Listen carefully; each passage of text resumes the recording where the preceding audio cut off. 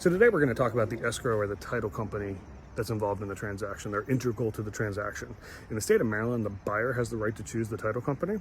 So when a buyer and seller go under contract, it's the buyer's choice on which company is going to handle that. Title company doesn't represent either buyer or seller. They're typically an attorney or they have an attorney on retainer. But they don't represent either party. They essentially represent the transaction as a whole. And I guess technically they represent the banks that are involved. So their job is to make sure that the title, the history of title is clean, that there's no defects in title, there's no break in the chain, so that the buyers get an equitable insurable title. They're also responsible for making sure that all the money transfers, so that the buyer's lender wires their money, that the buyer wires their down payment and closing costs, that that money gets transferred to the seller, that the seller's loans get paid off and satisfied and recorded in the courthouse. So essentially they handle, and the recording of the deed, they handle the entire legal process in the transaction, but they don't represent either party. If you have any questions on title companies, we do work with a couple great title companies. We're happy to recommend them to you. Feel free to give me a call, 443-538-3899. Take care.